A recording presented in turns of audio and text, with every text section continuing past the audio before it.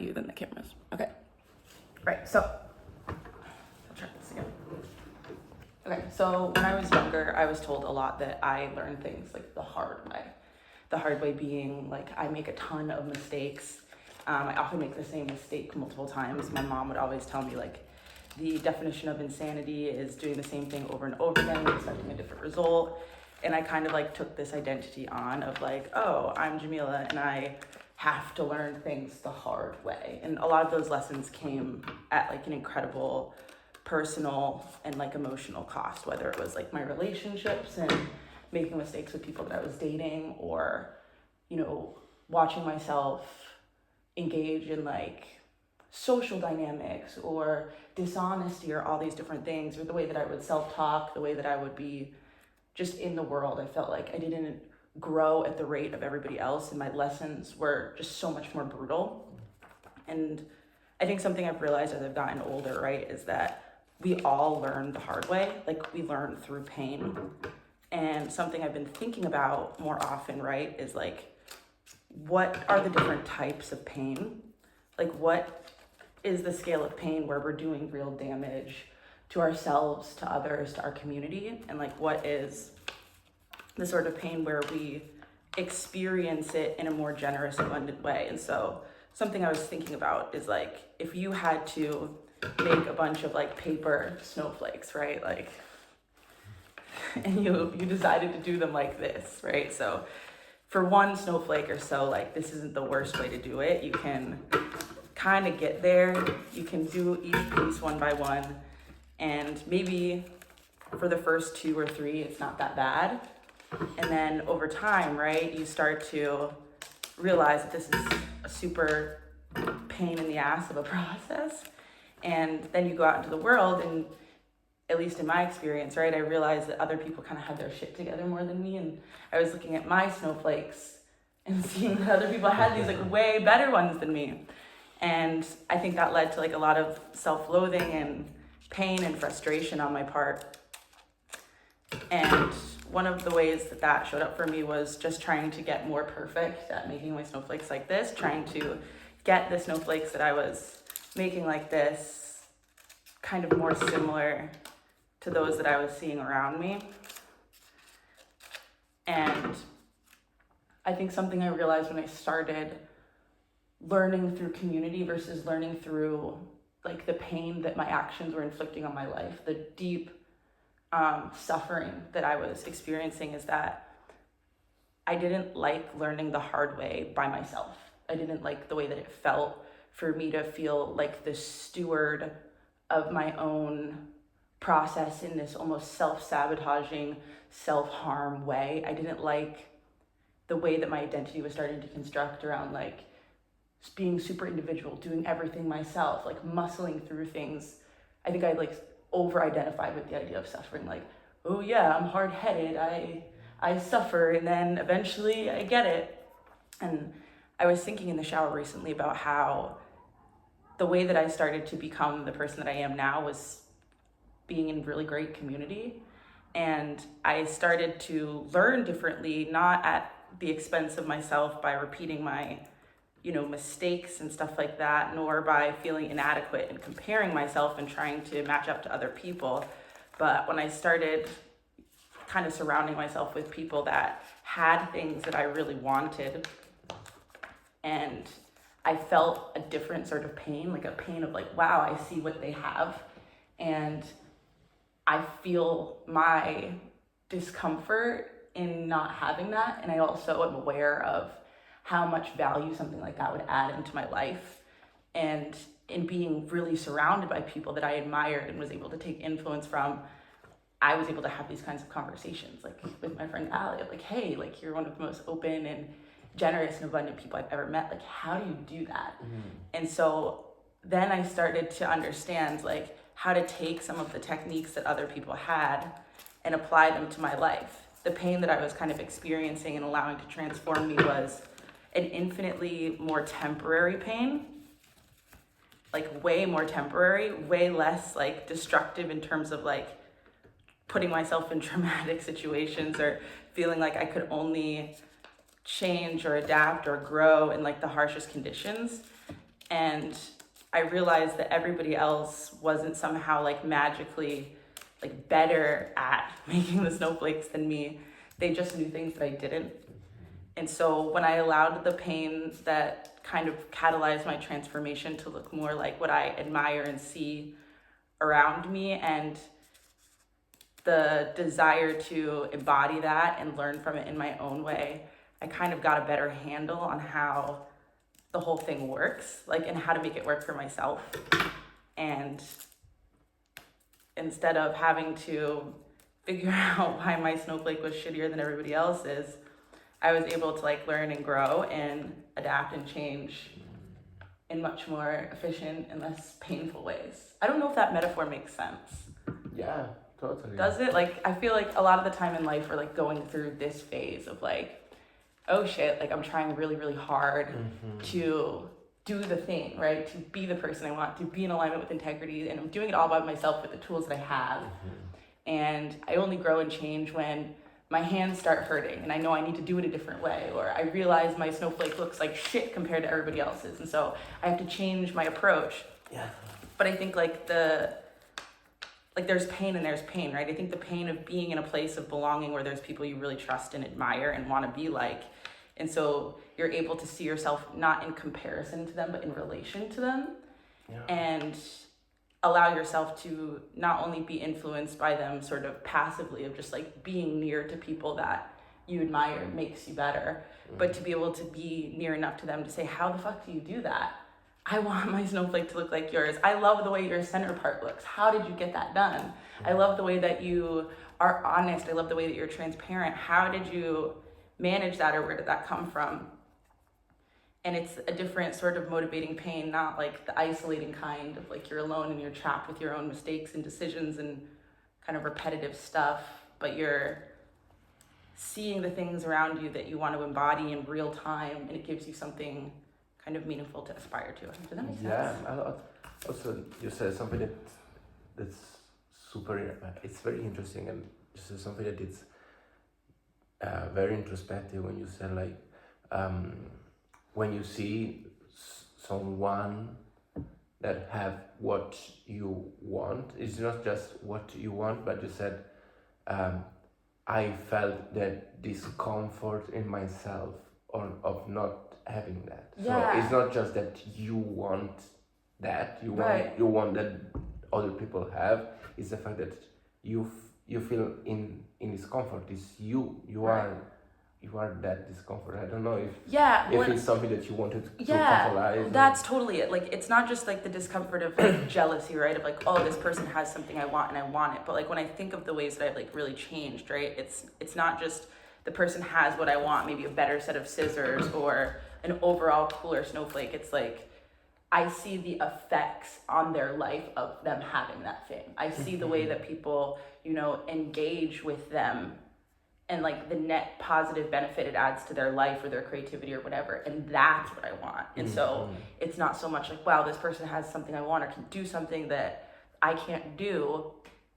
It's a lot more about this idea of like, I am witnessing firsthand the positive effects of what this behavior shift could look like for me. And even though I'm beloved and held the way that I am, there's something aspirational to that quality. And I don't have to do it exactly the way that other people do, right? But I see, the way that maybe people respond to like you in social settings. I'm like, damn, I want that. And so I can talk with the people close to me and be like, how the fuck do you do that? I love that about you, but like, how do you do that? And instead of having to learn through the pain of going to 10,000 parties feeling like an outsider, I can be like vulnerable and query the person I'm near, because that's kind of the shared collective growth of it versus like the individual growth of it. Having to learn everything on your own and build yourself by yourself in this like punishing, harsh way where like the world deals you out your consequences, versus learning from your own like abundant desire to belong and be cared for and care. Does that make sense? Yeah, totally. It's very interesting. Also, I don't know the paper will work on TikTok, but I think it's a little complicated.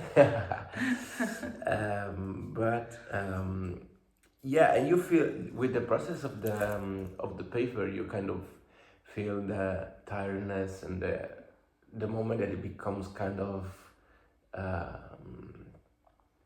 exhausting, you know? Yes. Because you're there, you're doing this, maybe, and you said like maybe the first two and three, they're like are kind of as you want, but then Right. you became like tired and the shape change. Yeah. And the more you see shape that changes, like you see, oh, this process is not good, is wrong.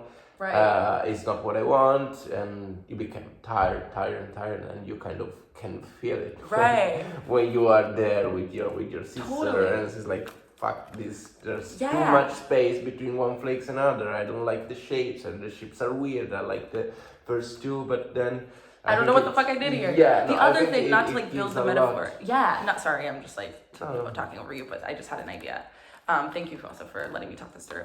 I think the other piece of it too, to like expand the metaphor, right, is even if I managed to make one that looked exactly like this, I think this is where like resentment and envy can be our enemy, right? Even if I managed to make one that looked almost exactly like this, I think there's a level of resentment we feel when we see somebody with a stack of really nice ones that did it easier than us. And we assume it has to say something about them and about us that they were able to do this so easily, whereas, you know, if I were able to literally replicate this, but I did it this way, it would have been the same outcome, but with it just 10 times more labor. And I think I spent a lot of my life looking at people being like, yeah, I did the thing, you know, I'm someone that's respected in my career, I'm respected in academia, but I had to do it this fucking way. So, you know, kind of screw you. Or feeling that like resentment and jealousy of like, wow, so like this one, to make one like this took me 6 hours, and for you it took 6 seconds. Like that's probably because you're better than me, or, you know, mine's actually more valuable because I did it by hand, or whatever the case may be. And I think that's like the myth of that individual feeling, that sense that we, you know, we learn alone, and that our lessons have to hurt, essentially. They have to really hurt. And it's true, like we do learn from pain. You know what I mean? Like pain is one of the greatest motivators, either to prevent pain or to stop pain in life is like one of the greatest motivators for us to do anything as human beings. But changing how we feel about that pain, and yeah, kind of that idea of there's pain and then there's pain. There's pain of like feeling and wondering if you're ever going to be able to get to this kind of snowflake. And even if you do perfectly, feeling like yours is fake, or that other people have it better than you, or are better at it than you. And then there's pain of like, wow, I see that. I see what it does. I want that. And I can have that. I believe that I can have that. Because I think too, like the least amount of time we can spend in pain, the more time we're able to be in change and be generous and be curious. But I think there is a threshold on being in pain and feeling frustrated that starts to affect like how we see the world. That starts to make us like dark and fearful and scarce and angry and embittered in a lot of ways. And do you think that like the pain of learning something, it's or is the one that gives you more motivation, is the one that like that kind of burning pain that you feel when you are in discomfort? That's my distinction. I don't think so. I don't think they're the same. And I don't think we actually learn better from that burning, urgent pain. I think honestly, if you asked me, like, yeah, I never thought about it, but now that I am, like, I think the reason we have to learn the hard way sometimes is because some pain is so big that we can't actually learn inside of it. Like something I say a lot, like, you know, this is like, people can't learn when they're injured. And like when we punish people, we seek to injure them. And so people can't learn when they're injured. Like you can't break someone's leg and have them learn a times table. You know what I mean? Like you can't. And so I think those like really brutal, often, but not always, traumatic lessons, we have to learn them multiple times because we're not actually able to cognitively take in the information and change behavior. Like it's kind of like training a dog with a stick. At first it's afraid of the footsteps, and then it's afraid of you, and then it's afraid of the stick. It takes a while before you're like, right, I do this and the stick. Sometimes you're like, oh my God, I don't even understand what I've done, or I don't even understand what the lesson is here because I'm in so much pain. I don't even understand what I'm supposed to be learning. And I certainly couldn't cognitively like metabolize this to understand a lesson here. All I know is that I'm fucking hurting. Yeah. You know what I mean? Yeah, totally. Like it's, even though you're like when you are in pain, when you're in stress, when you're in a super stressful situation, Right. you know, it says like that you cannot accede to your the smart part of your brain. Right. You know, even if you are trying to accede to something that you already know, Right. you cannot go there. So I think that like to learn something, it's kind of even more difficult. Right. That makes sense of sense. And to learn in like abundance and generosity, right? To learn from motivation of like personal desire and like belief in your own development, surrounded by people that are like compassionate, caring, and generous. Because like you can learn stuff at gunpoint, I suppose. Like people do all the time, and people are like, I'll never forget it. But like the quality of the lesson and the relation you have to the information, I think matters. And what you end up doing with what you've learned, how you metabolize that information, I think is different when you're learning out of fear or trauma or self-loathing or self-sabotage versus when you're learning, you know, out of curiosity and self-interest, like being interested in yourself and having other people have a vested interest in that. Yeah, it's kind of like seeing somebody in a beautiful dress walking down the street and being like, wow, I want that and I hate them for it, versus seeing someone in a beautiful dress and going, oh my God, I want that so bad, and going up to them and asking where they got it.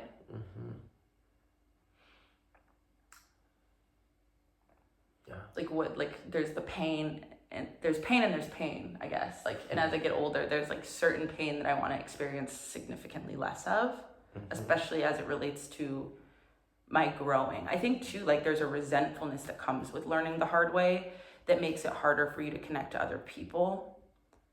Like I think as somebody that's learned a lot of things in very difficult and traumatic ways, there's a sort of identity you start to build around your wisdom that's very sharp. It's like, you know, my whatever I have is hard won, and I came up from the gutter and I had to like fight. And so the lessons themselves aren't so much like lessons that you're able to like internalize and explore.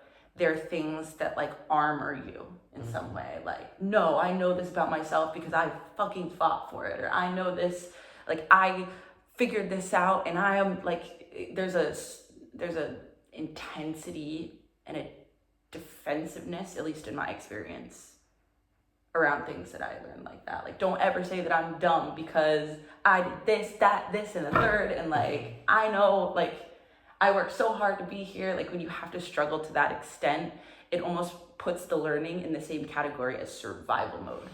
Okay. Yeah, that's a question that I wanted to make, like the difference between these two pains, no? Beside the toilet bowl pain. It's that where they lead to you.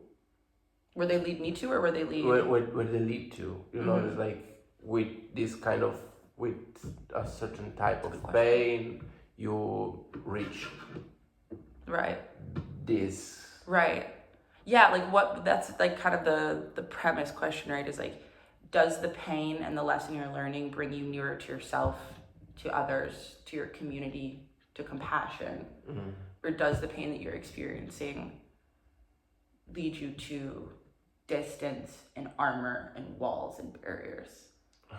I think too, like when it comes to like pain versus suffering, right? Like pain itself is inevitable, but I think suffering is different. And I think when you have the sort of pain that I'm talking about in like the positive way, you understand that your life will be full of pain and not necessarily suffering, which I think suffering is when there is a prolonged amount of pain that you don't necessarily understand what it's for or when it will stop. But I think when you start to embrace pain as a part of process and not something that is violent or traumatic, something that alerts you, you know, like in the same way that a splinter in your finger, it hurts because it wants you to take it out, right? That's what that pain is there for. It's not the torture of, you know, something being inflicted on you. I think, you know, then you can get comfortable with being in pain. You can develop real resistance versus just like resilience rather versus like dissociation. You can go, okay, life is going to be painful. I want to be self-aware. I want to be caring. I want to be connected with other people. That will come as an occupational hazard with an amount of pain. That pain is something I have signed up for. That pain is something I know that I am not going to be traumatized by. That pain is something that I can directly relate to my development and my process of becoming, so that it's fruitful. It's like the difference between somebody hanging you up and torturing you for hours or going to the gym and working out and having your muscles hurt. You know what I mean? Like there's a difference. Yeah, I think I got it. I think yeah, is it something that you can kind of watch in reverse, no? You know, Similar things. I mean, you were saying that like how much is, you know, for you is important to be, is important. It's not just important. I think is a kind of, you know, you let me rephrase it. Yeah. Because I lost myself. No, you're good. No, when you were saying that like that there is you and, you know, a consequence of the pain, that it could be, you know, the hangriness, no? To be hangry or to be in a part of community, two kind of different consequence, no? Yeah, I mean, pain can still make you angry. Like, it can be angry and productive, but like, does it push you away from others and further isolate you, the pain and the learning, or does it draw you nearer to yourself and others? That's the distinction I'm making. Yeah, and looking at back in reverse is something that can make you, maybe you arrive in some places and you can watch it at reverse, you know? Right, of like, I see this quality in myself and I can track sort of. Yeah, I haven't been close to myself. I'm not close to myself. You know, I'm not close to. I'm not nearer to myself. So that means either the situation that I was in previously or situations that felt like this previously. That's really interesting. Of like, when do you know you need to relearn a lesson because it got stored weird? That is something I totally relate to, of being like, yeah, I feel like I'm being really discerning, or I feel like I'm setting really good boundaries right now, but actually underneath it is not a desire to set boundaries, it's a desire to control. So let me work that back. And then, yeah, that's really interesting. I would love to think more about that. That was incredibly insightful. Yeah. So I don't think the paper's gonna work. For No? TikTok. No, I don't think so. I think it's too complicated. But I like the thread of it anyway. I'm gonna think more about it though. I don't think it's ready yet for me to talk about. But thank you. That was really, really helpful for me to like get, it's been like a shower thought for like days. So now I made a mess of all these papers. Thank you. I appreciate it. Okay.